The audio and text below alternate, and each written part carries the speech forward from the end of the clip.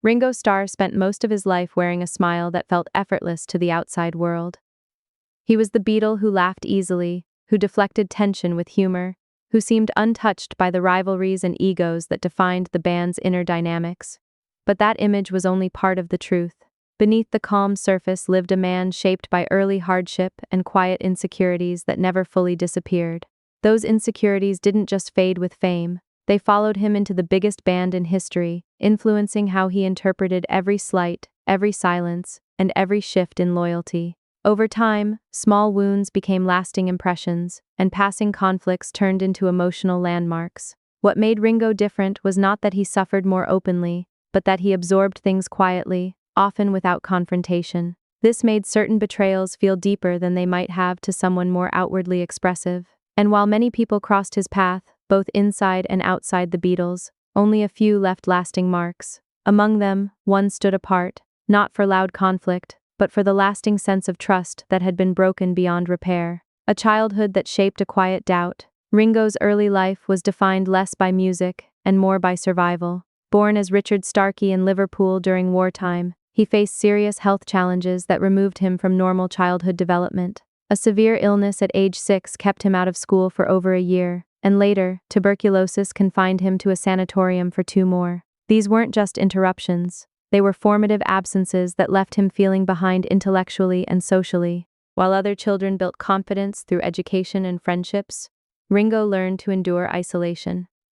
That gap created a quiet but persistent belief that he wasn't as capable as those around him. When he eventually discovered drums, it wasn't through ambition but through circumstance. A small instrument offered as therapy became a lifeline. Music gave him direction, but it didn't erase the internal narrative he had already developed. That sense of being quote-unquote less than followed him into adulthood, shaping how he saw himself in comparison to others. Even as he rose to global fame, that early doubt never fully disappeared, and it would later amplify the emotional impact of events within the Beatles. Finding a place in a band already formed. By the time Ringo joined the Beatles in 1962, the group already had a defined identity. John Lennon and Paul McCartney were the creative core, while George Harrison was establishing himself as a serious guitarist. Ringo entered not as a founding member, but as a replacement, brought in after Pete Best was dismissed. Although he was respected locally for his work with Rory Storm and the Hurricanes, joining the Beatles placed him in a new and uncertain position. He was stepping into a machine that was already moving, expected to adapt quickly without disrupting its momentum.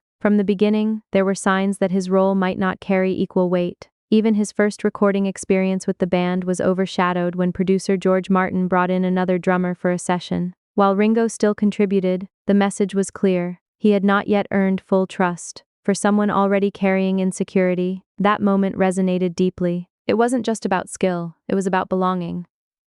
And although he would go on to prove himself countless times, the feeling of being slightly outside the core never entirely faded.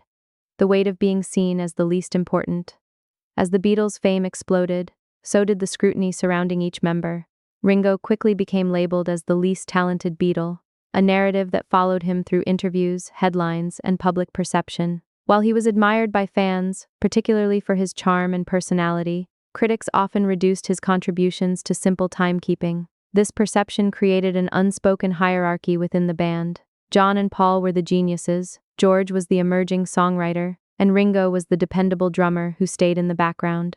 Even if this dynamic wasn't always explicitly reinforced by the band, it was felt. Ringo internalized it, measuring his worth against theirs in ways that eroded his confidence. He rarely challenged the narrative, instead leaning into humor as a defense. But internally, the imbalance lingered.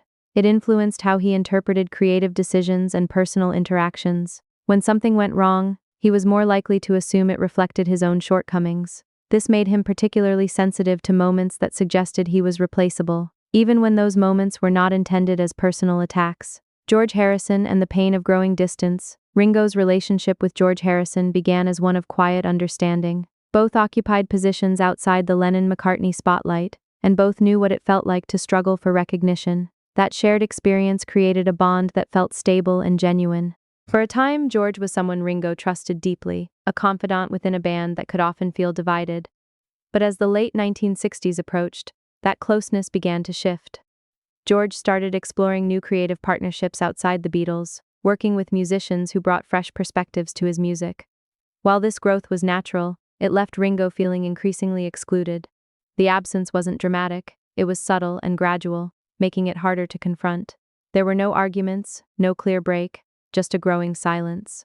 For Ringo, that silence was more painful than open conflict. It suggested a change in priority, a quiet decision that others were more valuable collaborators. The trust he once felt began to erode, replaced by a lingering question of why he had been left behind by someone who once seemed closest to him. A moment that felt like a message. One particular moment during the recording of While My Guitar Gently Weeps captured the shift in a way Ringo couldn't ignore.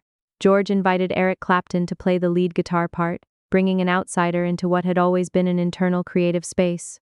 While the decision made musical sense, it carried an emotional weight for Ringo. It reinforced the idea that even within the Beatles, members could be replaced if someone better suited the vision. For Ringo, who had already experienced doubt about his own role, the message felt personal. It wasn't just about George choosing another musician, it was about the broader implication that loyalty and familiarity were no longer enough. That moment stayed with him, not as a dramatic betrayal, but as a quiet realization. It changed how he viewed his place in the band and deepened the sense of instability that had been building. Even after the Beatles disbanded, that feeling lingered, shaping how he reflected on his relationships with the other members. John Lennon and the loss of familiar leadership. Ringo's connection with John Lennon was rooted in admiration. John's confidence and unpredictability gave the band a sense of direction, even during chaotic periods. Ringo often felt secure playing alongside him, trusting his instincts and leadership. But as John's relationship with Yoko Ono deepened, that dynamic began to change. John's focus shifted, and his identity became increasingly intertwined with hers. This transformation altered the balance within the band. Decisions that once felt collaborative began to feel influenced by an external presence. For Ringo, the change wasn't about resentment toward Yoko, it was about the loss of a familiar connection. John seemed less accessible, less engaged in the group dynamic that had once defined them. Moments that might have been handled with humor or camaraderie took on a colder tone. Ringo felt the distance, not through confrontation, but through subtle changes in behavior. The bond he had relied on began to feel uncertain, and the sense of unity within the band weakened further. A friendship interrupted, too late to mend. Despite the growing distance, there were moments when the old connection between Ringo and John resurfaced. Visits and conversations later in life hinted at the possibility of rebuilding what had been lost. These interactions were not grand reconciliations, but they carried a sense of familiarity that suggested the bond had not completely disappeared. For Ringo, these moments were meaningful. They offered a glimpse of what once was and what might have been restored. However, time did not allow for that restoration to fully take shape. John's death in 1980 brought a sudden and permanent end to any chance of deeper reconciliation. For Ringo, this created a unique kind of grief. It wasn't just the loss of a friend, it was the loss of unfinished understanding. Questions remained unanswered, and emotions that might have been resolved were left suspended. This added another layer to the complex way Ringo viewed his past, blending affection with a lingering sense of incompletion. Paul McCartney and the pressure of perfection. Ringo's relationship with Paul McCartney was shaped by admiration and tension in equal measure. Paul's dedication to perfection drove much of the Beatles' success, but it also created pressure within the studio. After Brian Epstein's death, Paul took on a more dominant role, guiding the band through an uncertain period. While his intentions were rooted in preserving the group, his approach often felt controlling. For Ringo, this was particularly challenging. Each correction, each repeated take, reinforced the fear that he wasn't meeting expectations. The dynamic shifted from collaboration to instruction, with Paul often directing the finer details of performances. For someone already sensitive to criticism, this environment was difficult to navigate. Ringo respected Paul's talent, but he struggled with the way it was expressed. The balance between leadership and control became blurred, and the studio, once a space of creativity, began to feel like a place of evaluation. The moment that led to walking away. During the recording sessions for the White Album, the tension between Ringo and Paul reached a breaking point. Frustrated with a drum part, Paul repeatedly asked for adjustments, eventually demonstrating the part himself. While this may have been intended as guidance, it felt like a direct challenge to Ringo's role. The situation echoed earlier experiences where his abilities had been questioned, bringing old insecurities back to the surface. This time, however, Ringo chose not to absorb the frustration quietly. He left the studio, stepping away from the band entirely for a period. His absence was brief, but it was significant. It forced the others to recognize the impact of their dynamic and the importance of his presence. When he returned, the immediate tension eased, but the underlying issue remained. The moment became a lasting memory, shaping how Ringo viewed his place in the band and his relationship with Paul moving forward. Encounters beyond the band that left their mark. Outside the Beatles, Ringo encountered a range of personalities that influenced his perspective on the music industry. Some interactions were positive, while others reinforced his frustrations. He observed behaviors that clashed with his own values: excess, ego, and disregard for craft. These experiences didn't carry the same emotional weight as his relationships within the Beatles, but they contributed to a broader sense of disillusionment. Ringo valued professionalism and effort, shaped by his own difficult path to success. When he saw others take their position lightly, it created a sense of disconnect. These encounters added context to his internal world, highlighting the contrast between his approach and that of others. While they didn't define his story, they influenced how he interpreted the actions of those closest to him, reinforcing his sensitivity to respect and commitment.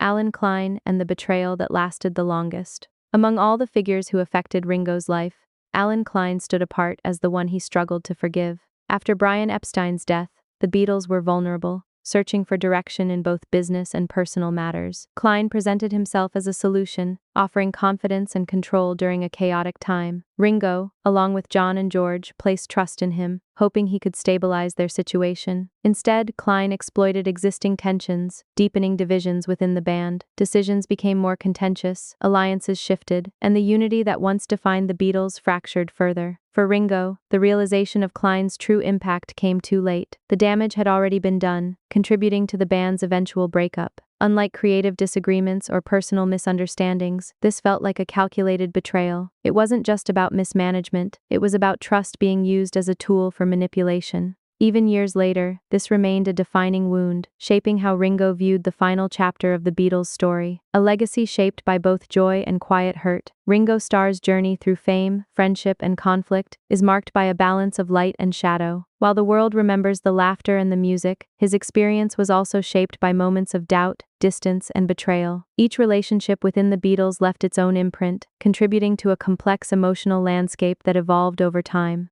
Some wounds softened, others remained unresolved, but all became part of the story he carried forward. What makes Ringo's perspective unique is not the presence of conflict, but the way he processed it, quietly, often internally, allowing it to shape rather than define him. In the end, the question of who hurt him most is less about ranking individuals and more about understanding the depth of trust involved. The greatest wounds came not from enemies, but from those closest to him, and from one outsider who changed everything. That combination left a lasting impression, revealing a side of Ringo that the world rarely sees.